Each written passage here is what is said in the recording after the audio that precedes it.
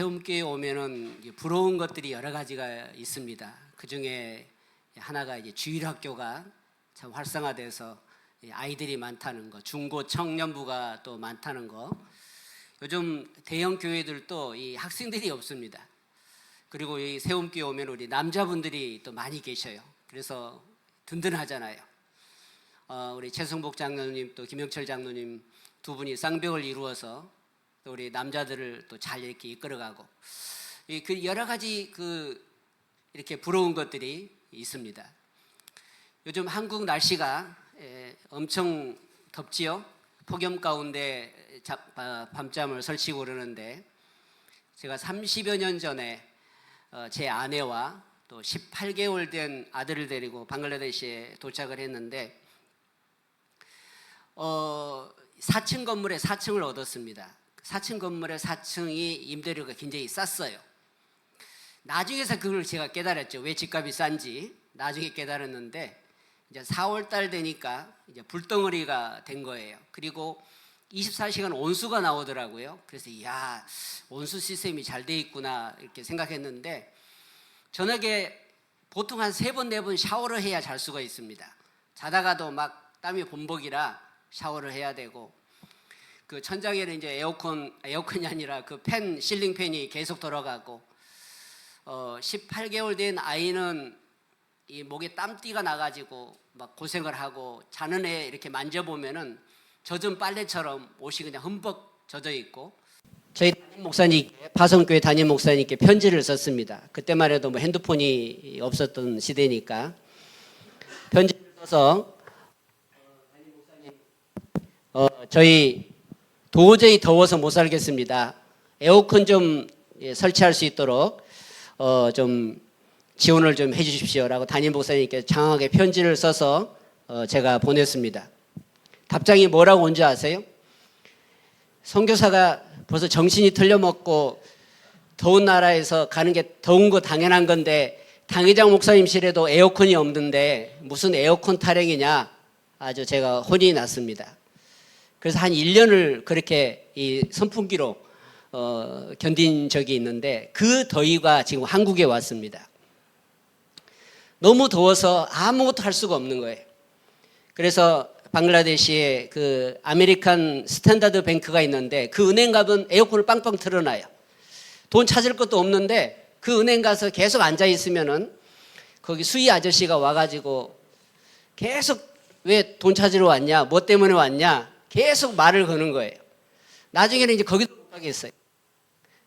거기도 못 가고 이 선풍기 하나에 한 1년을 버티다가 나중에 단계 선교팀이 와서 겨우 이제 에어컨 그 창틀용 에어컨이 있죠. 사각형으로 된 거. 그거 이제 하나 놓고 견뎠는데 그 더위가 지금 한국에 찾아왔습니다. 근데 아마 점점점 이제 더워지고 이 지구가 이제 불덩어리가 될 것 같습니다. 자, 제가 왜 이런 얘기를 하냐면은 이제 한국도 동남아시아처럼 이 더위가 이렇게 찾아오고 있습니다. 그래서 여러분들이 이거 좀 에코를 뺐으면 좋겠는데요. 지금 이 더위가 이제 점점점 이 더위 때문에 이제 우리 신앙생활하는 것도 힘들고 또 우리의 여러 가지 이제 여름 또 행사들 교회가 많이 하잖아요. 이제 점점점 이것도 힘들고 우리 세움교도 지금 벌써 식사를 준비를 못 하잖아요. 너무 더워서. 제가 또 가건물이니까 그 하기가 쉽지 않지요. 자, 오늘 이제 말씀을 들어가 보겠습니다. 갈라디아서 1장 6절로 10절에 있는 그 말씀은 마이크가 종류가 많네요. 우리가 사는 이 세상은 선과 악이 존재하는 것처럼 진짜와 가짜가 분명히 존재합니다. 명품이 있는 반면에 그것을 똑같이 흉내낸 짝퉁이 존재하죠.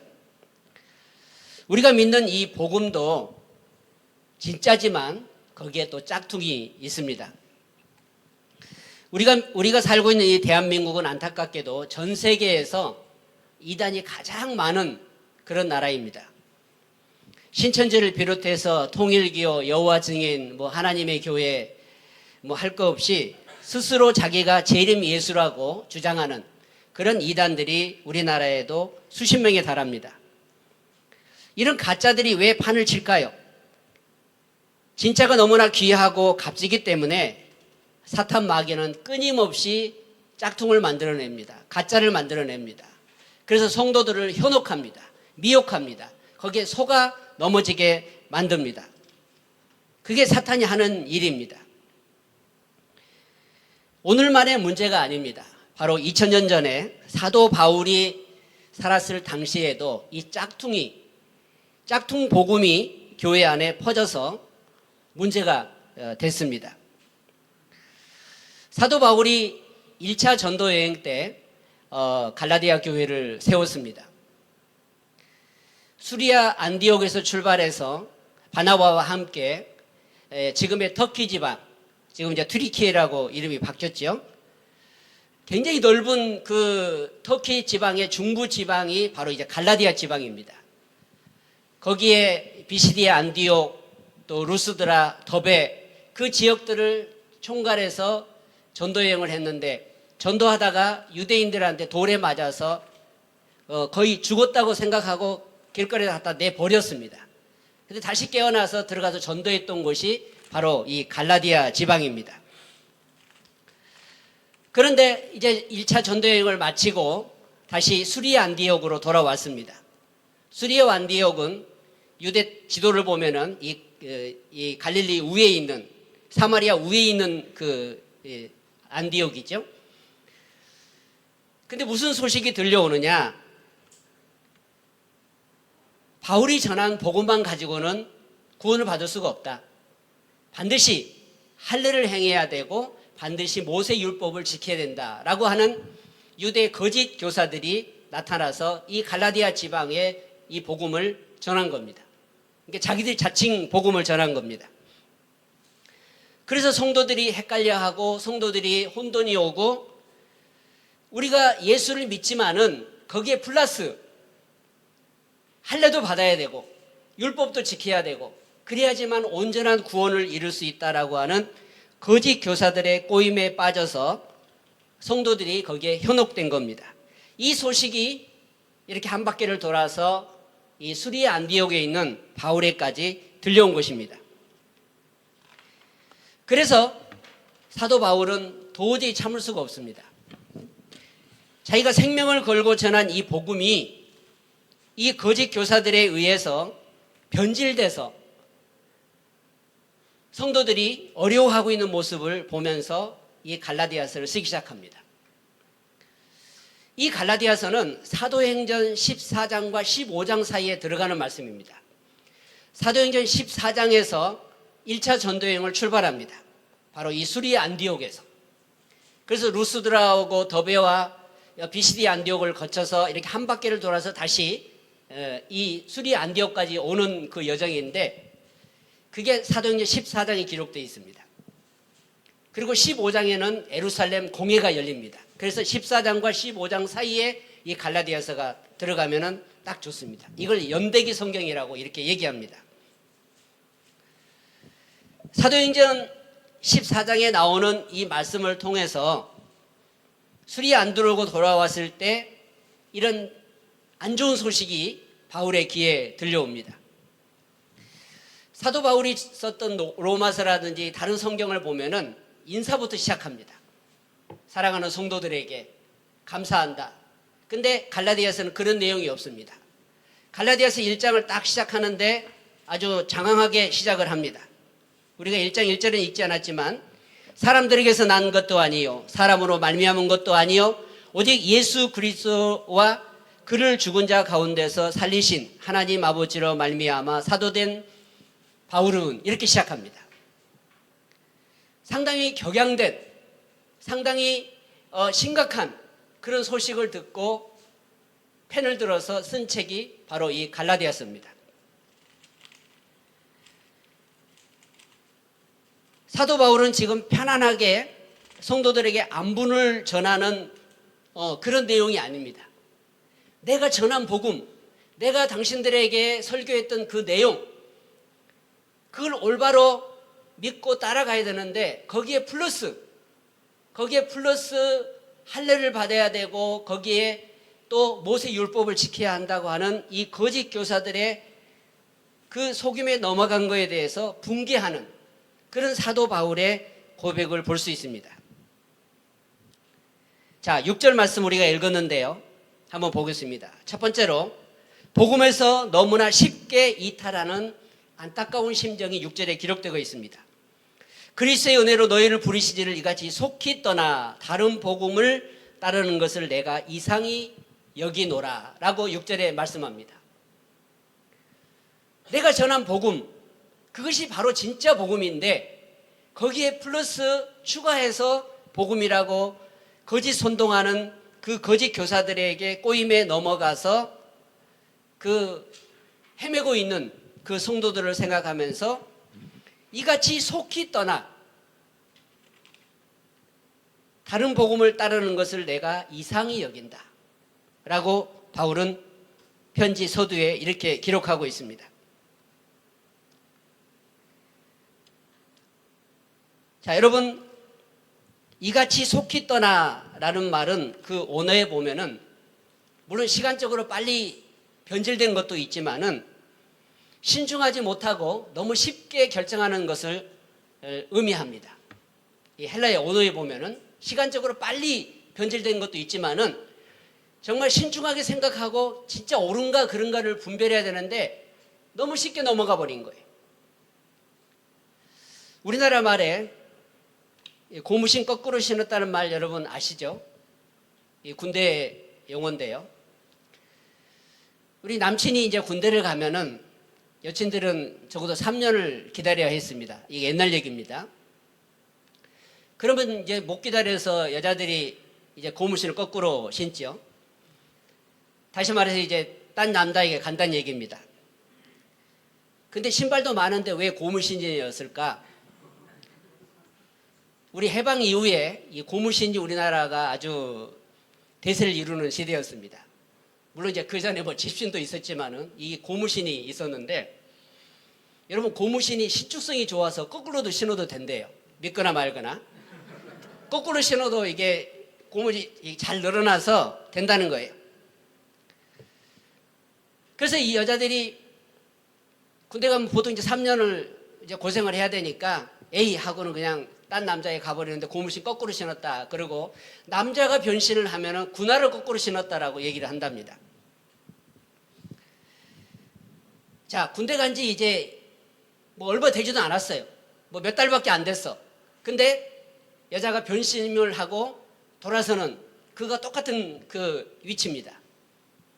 사도 바울이 복음을 전하고 채 1년도 안 됐는데 벌써 거짓 교사들이 들어와 가지고 복음 플러스 거기 할례를 받고 또 모세의 율법을 지켜야지만은 온전한 구원을 이룰 수 있다라고 하는 그 선동에 갈라디아 교인들이 빠졌던 것입니다.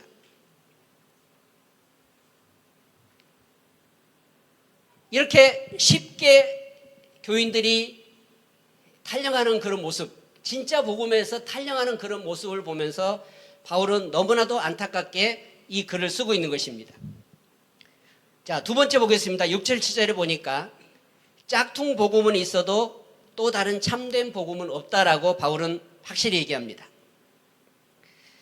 다른 복음은 없나니 다만 어떤 사람들이 너희를 요란하게 하여 그리스도의 복음을 변하려 함이라 라고 7절에 말하죠.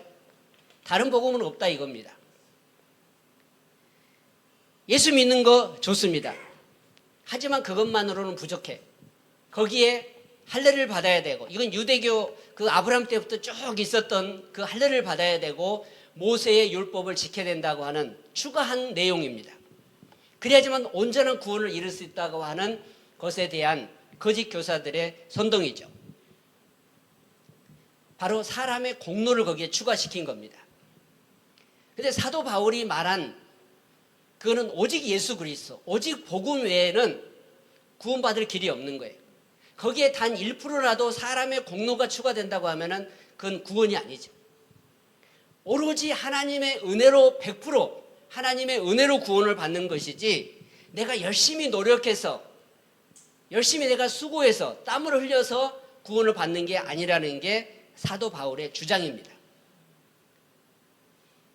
그래서 이 로마서하고 이 갈라디아서는 오직 예수 그리스도 오직 복음만을 말하고 있습니다. 근데 제가 이제 오후에도 설교할 건데요. 야고보서는 다릅니다. 야고보서는 행함이 없는 믿음은 죽은 것이라고 얘기합니다. 행함을 강조합니다. 말로만 떠들지 말고 가난한 사람 오면 도와주고 배고픈 사람 오면 먹을 것 주고 행함으로 구원을 받는다라고 얘기합니다. 아예 정반대입니다. 이 갈라디아서하고 야고보서는 완전히 정반대예요.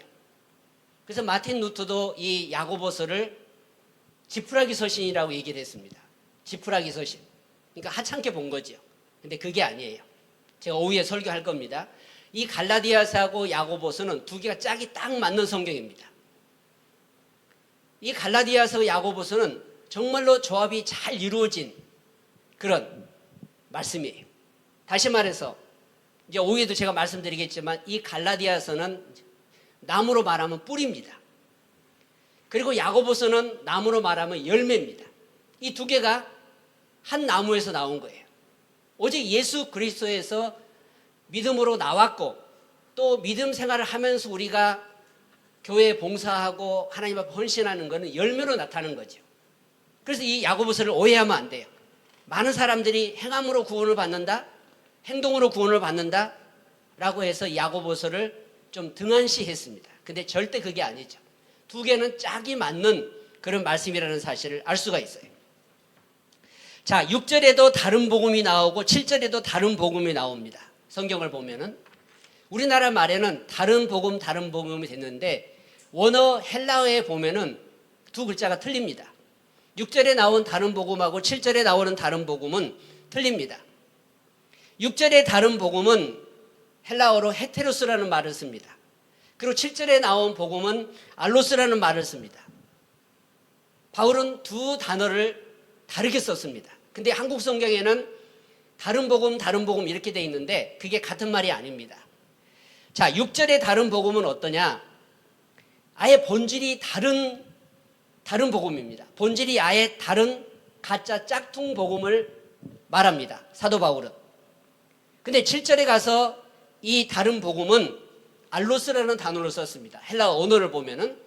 그래서 종류는 같은데 또 하나의 짝퉁이 거기에 생긴 겁니다. 똑같은 건데 거기 또 하나 짝퉁이 생겼어요. 그래서 헤테로스하고 이 알로스라는 이 언어를 다르게 사도 바울은 썼습니다. 영어 성경이나 한국 성경에는 똑같이 다른 복음 했는데 이 언어에 보면은 이 다릅니다. 사도 바울은 거짓 교사들의 말에 속지 마라. 당신들이 구원받는 거는 어떤 플러스, 거기에 복음 플러스 어떤 행위로 구원받는 게 아니라 100% 예수 그리스도의 은혜로 구원을 받는 것이지 거기에 추가로 할례를 받아야 구원을 받고 거기에 추가로 모세의 오경을 지켜야 구원을 받는 것이 아니다 라고 하는 것을 분명히 말합니다. 이게 다른 거예요.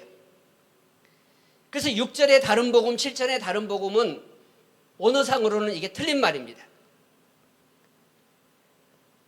여러분, 우리가 예수를 믿고 구원을 받지 않습니까? 근데 나의 어떤 행위로 내가 열심히 교회에 나와서 내가 열심히 헌금을 해서 내가 열심히 주일 성수를 해서 내가 구원받는 게 아닙니다. 구원받는 것은 오로지 예수 그리스도 그분 한 분밖에 없다는 사실을 사도 바울은 여기서 강조하고 있는 것입니다. 거기에 어떤 추가가 들어갈 수가 없어요. 우리가 마트에 가면은 이마트에 가면 원 플러스 행사해가지고 우리 하나 더 주죠. 그런 복음은 거기에 플러스가 있을 수가 없고 거기에 마이너스가 있을 수 없습니다. 복음은 오로지 예수 그리스도 한 분만이 충분합니다. 족합니다. 거기에 거짓 교사들이 들어와가지고 거기에 할례를 받아야 되고 모세의 오경을 지켜야 된다라고 하는 율법을 지켜야 한다는 것은 그는 가짜 복음이라는 거죠. 또 하나의 가짜 복음이라는 사실을 우리가 사도 바울은 여기서 강조하고 있습니다.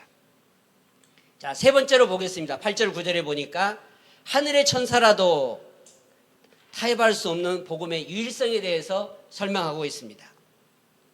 8절 9절에 보니까 우리가 혹은 하늘로부터 온 천사라도 우리가 너희에게 전한 복음 외에 다른 복음을 전하면 저주를 받을 것이다 라고 강하게 얘기합니다.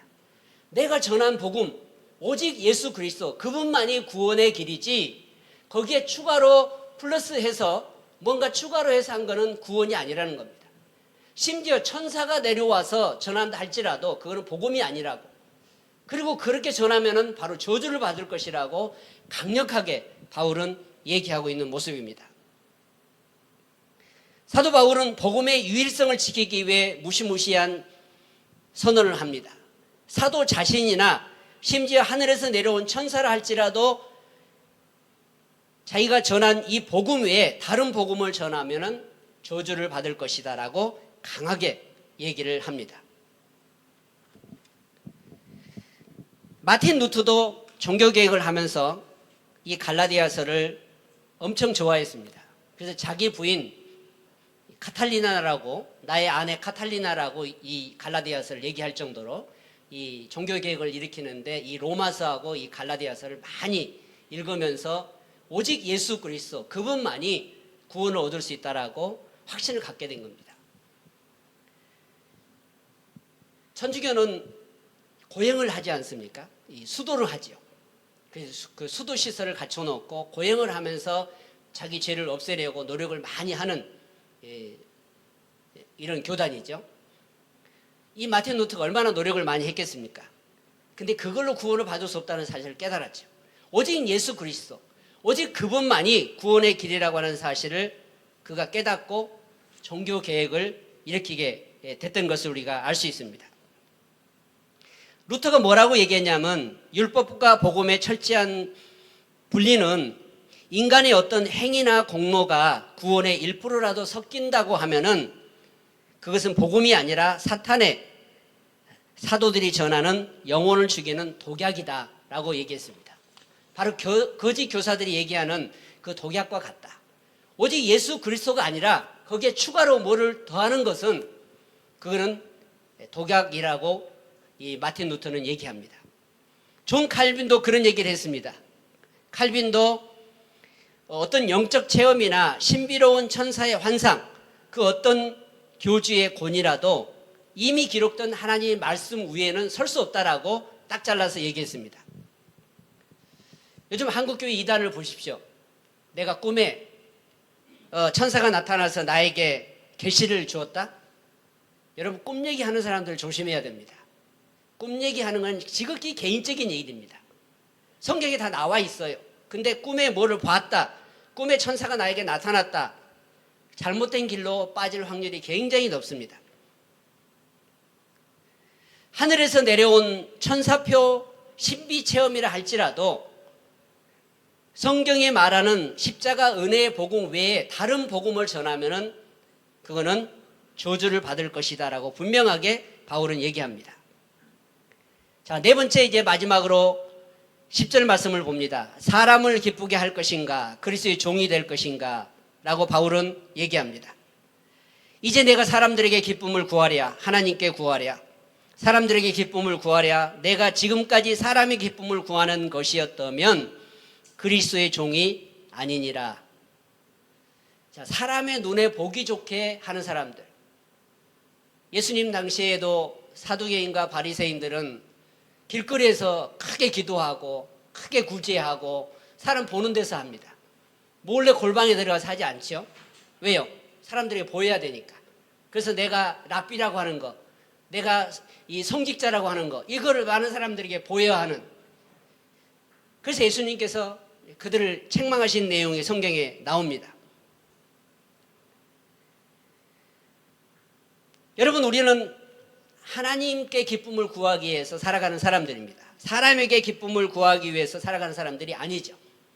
그러면 그리스도의 종이 아니라는 겁니다. 그리스도의 종은 이 헬라어 언어에는 둘로스입니다. 종은 오로지 한 명만 딱 주인을 섬길 수 있습니다. 두 주인을 섬길 수가 없지요. 그래서 하나님의 종은 결국 하나님께만 충성을 해야 되는 그런 존재라고 하는 사실을 알 수 있습니다. 종은 바로 노예입니다. 노예는 절대 두 주인을 동시에 섬길 수가 없지요. 한 주인만 위해서 평생의 목숨을 바쳐야 되는 게 바로 이 둘러스 종입니다. 종교개혁자 마틴 루터는 이렇게 말했습니다. 세상의 평화나 사람의 환심을 얻기 위해 진리를 타협하는 것은 마귀에게 굴복하는 것이다. 진리에 타협하는 것. 참 요즘 한국 교회를 보면서 저는 걱정스러운 게 많습니다.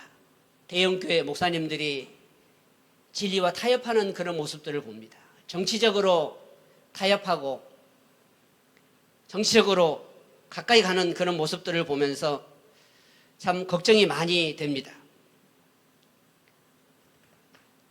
사람의 귀를 즐겁게 하기 위해서 우리가 설교를 하면 안 됩니다.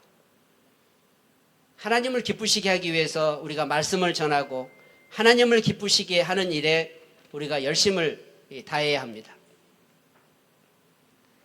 세상에는 미혹이 많습니다. 세상에는 유혹이 많습니다. 여러분 혹시라도 보이스피싱을 당해보신 적이 있습니까?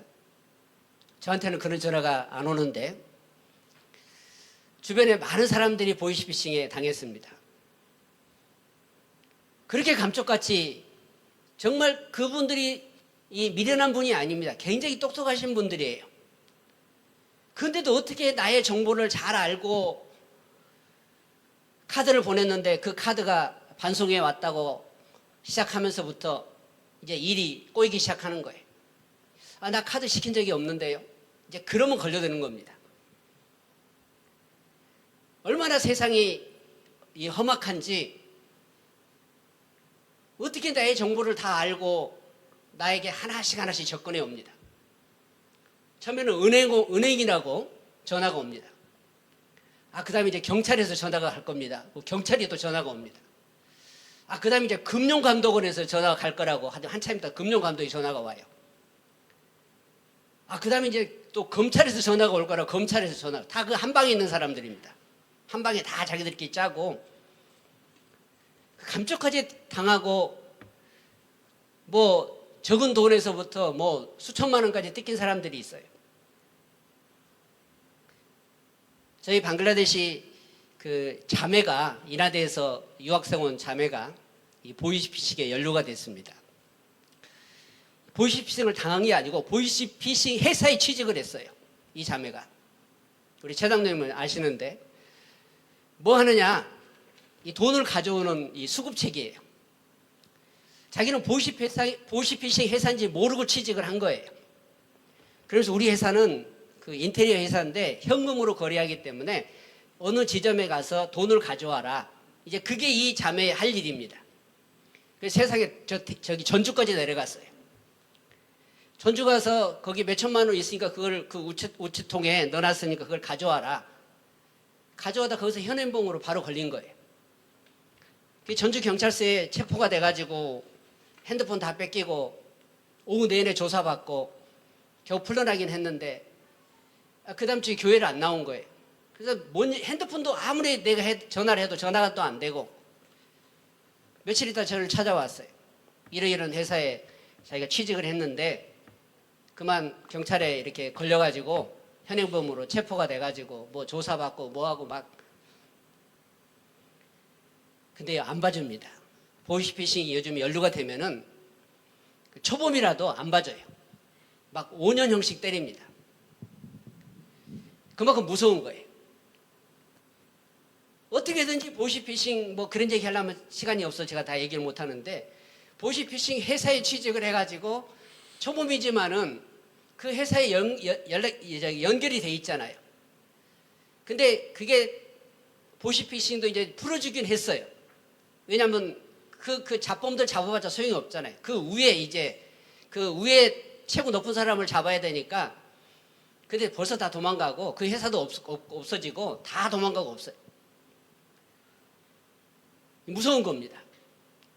여러분 세상은 어떻게든지 나를 속이려고 하고 어떻게든지 나를 넘어뜨리려고 하고 미혹하고 이런 세상에 우리가 살고 있습니다. 정신을 바짝 차리지 않으면은 까딱 잘못하면 넘어가는 경우가 많아요. 뭐 신천지 우리에게 조용히 접근합니다. 우리하고 특별히 다른 것도 없습니다. 그냥 성경 공부하자부터 시작합니다. 한 발자국 한 발자국 들어서는 순간 점점 이제 깊이 빠집니다.